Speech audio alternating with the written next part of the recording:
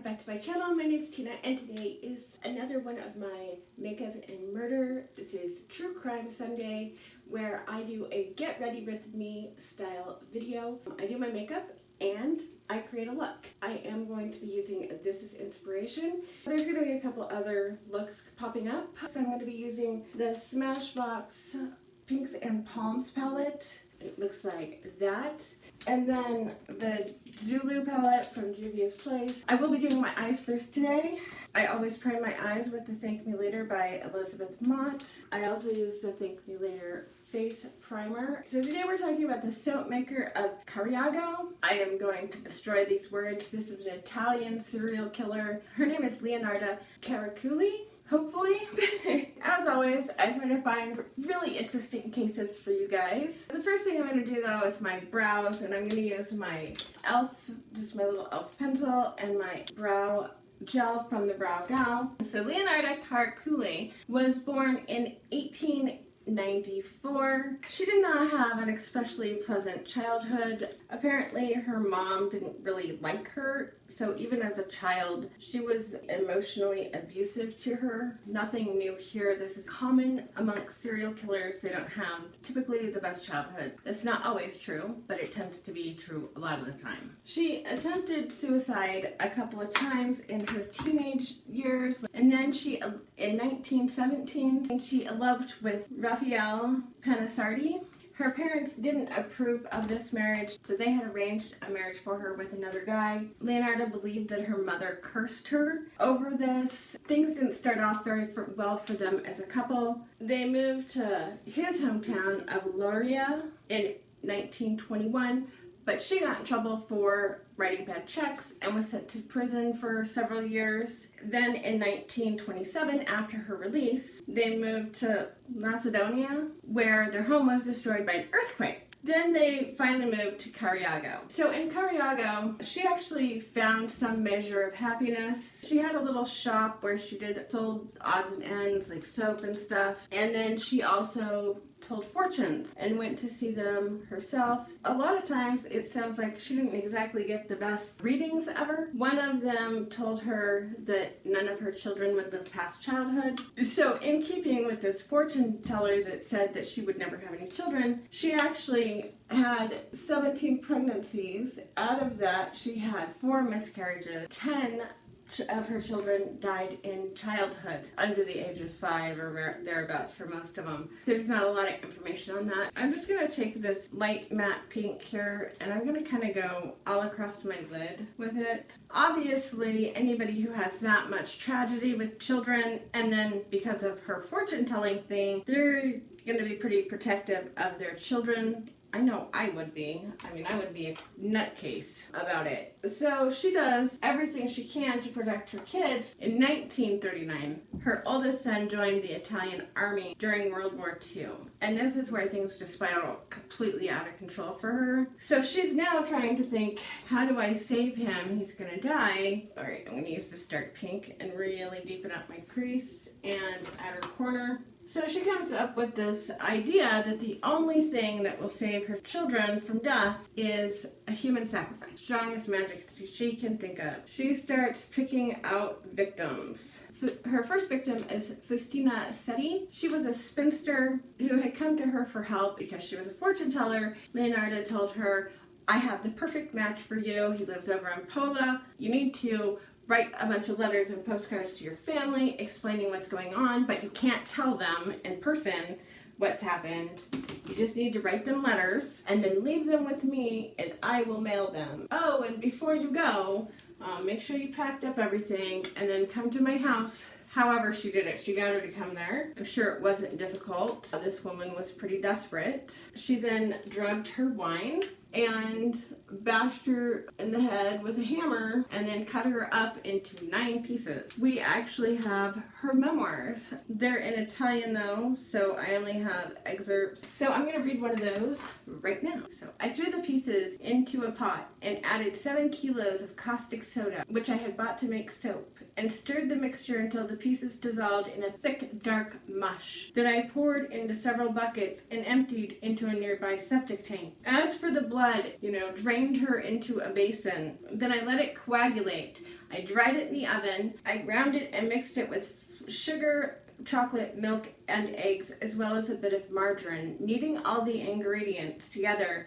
I made lots of crunchy tea cakes and served them to the ladies who came to visit, though Giuseppe and I also ate them. Okay, that's super freaking creepy. So she chopped her victim up and she ate her and then fed them to her to unsuspecting victims. I think if you're a not intentional cannibal, you're a victim. So I'm going to use my Real Techniques brush, and first I'm going to go into the Zulu Palette and I'm going to start building up on my lid, and then I'll use the Smashbox green also.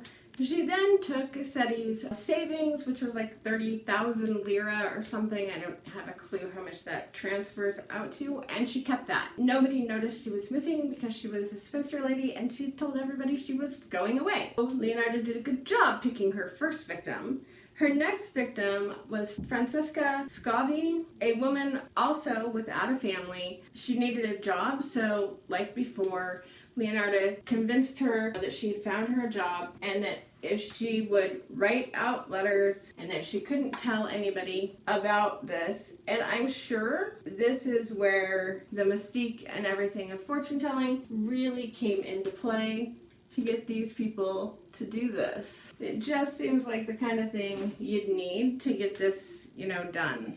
This light pink here is just so pretty, and I'm going to use that in my inner corner and brow bone. That'll be it for the eyes, and I'll do the rest of my face real quick. She repeats the same process with Francesca, where she tells her she has to come by before she leaves town, and then she gives her some poison wine, bashes her in the head, chops her up, sticks her in her pot, turns her into tea cakes again, and serves them to the neighbors. So my primer is all nice and set. I'm going to use my Photo Focus and Tarte Shape Tape foundation together. I like to go over it with a beauty blender after I've done it with a brush.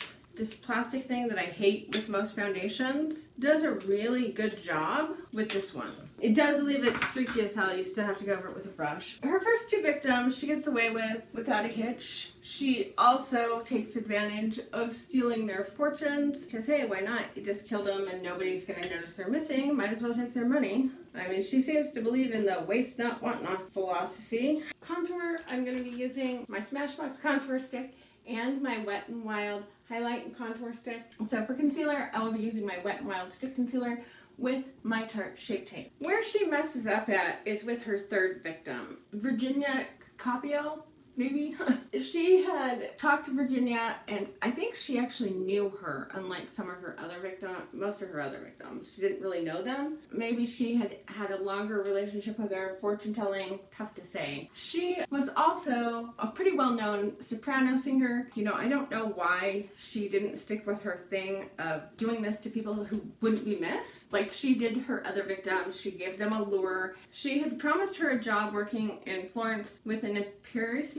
Not sure what that is. She had her write the letters in advance. She had her come over and not tell anybody, but people knew. Either maybe Virginia couldn't keep a secret. Who knows? People knew, specifically her sister-in-law. The other thing she did was she kept the fat and melted it down into soap. So we have an excerpt from her memoirs. She ended up in the pot just like the other two. Her flesh was fat and white. When it had melted, I added a bottle of cologne, and after a long time on the boil, I was able to make some most acceptable creamy soap, she said in her statement. I gave bars to neighbors and acquaintances. The cakes, too, were better. The woman was really sweet. Yeah, super creepy. I think she does some of this to be super sensationalistic, especially in her memoirs. I get the distinct impression she was really, really trying to sell it. After she kills Virginia, her sister-in-law notices right away. Her sister-in-law is one of those nosy people that we all don't really love, but in situations like this, solve cases. Because she got these letters and was like, oh no, this is not her, and I don't believe this. She would never do this. She calls the cops come over, they start questioning her, and at first, Leonarda denies everything. She says, no, I didn't do anything. Well, then the police bring up something I don't think Leonarda had thought of. They decide, okay, maybe she didn't do it. How about your son? And at that point, Leonarda confesses to everything. Every little detail, she's confessing it all. They bring her to court. Her trial lasts just a couple of days, mostly because Leonarda gets up on the stand and really tells them things that they messed up in the investigation. She's having none of them blaming her son at all. She doesn't want any part of that. She wants him safe, which makes sense because that seems to be her game plan throughout the whole thing. There's nothing personal about this. She's just killing because she's trying to save her children, and she's trying to pick victims she don't think are going to be missed. So I don't know why she picked Virginia. Maybe it was convenient. She's found guilty, and this is where the second fortune teller totally nails it. Because the second fortune teller apparently had told her, in your right hand, I see prison. In your left hand, I see an insane asylum. And that is exactly what she got. She got 3 years in an asylum and then 30 years in prison.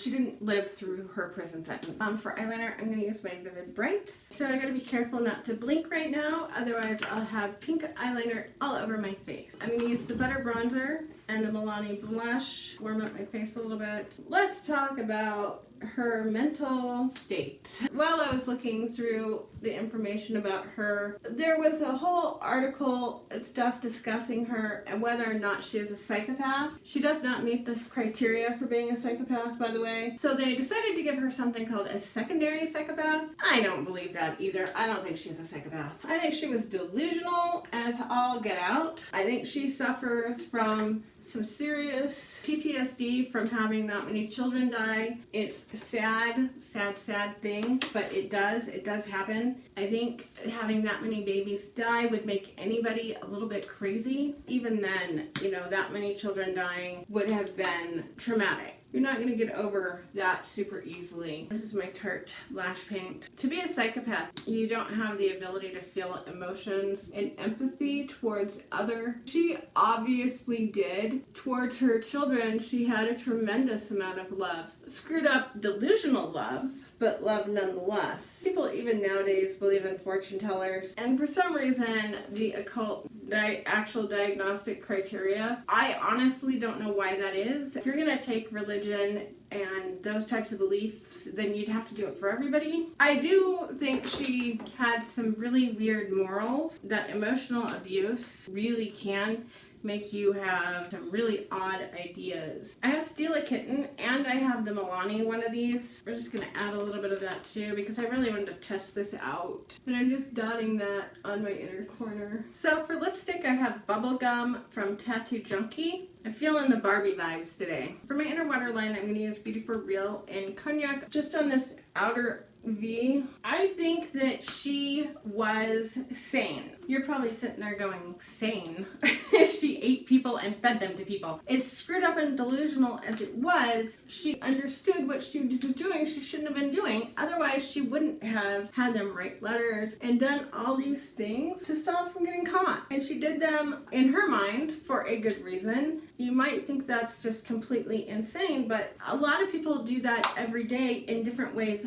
Definitely less extreme. Definitely not, killing people like that. I think when you mix together a childhood where you're emotionally abused the way she was, that she may have been raped by the man she married, and that's why she ended up marrying him. If that's true, the psychological trauma of that through all those years and then all her children dying would definitely have had a toll on her. So for highlight, I'm just going to grab the highlight out of my Tarte Showstopper palette. So no, I don't think she was crazy. I just think she was super delusional and obsessed. And obsessions and delusions can make you do crazy freaking things in good and bad ways. Joan of Arc is a good example, and I know people don't like to look at it that way, but that's what she was. I am going to put on a quick layer double-decker lashes by Butter London. So I think she was mentally ill and had several mental illnesses, but I don't believe she was legally crazy, as in she didn't know right from wrong. In her mind, it was more right to save her children than anything else, and she kind of felt she was picking on people who had no family, so why did they matter? People can justify all kinds of crap. Let me know what you thought about this case and my look. Please like, subscribe, and share, and hit that bell. If you don't hit that bell, YouTube has made it so that you will not see my content. Thank you so much for watching. I'll talk to you guys later. Bye!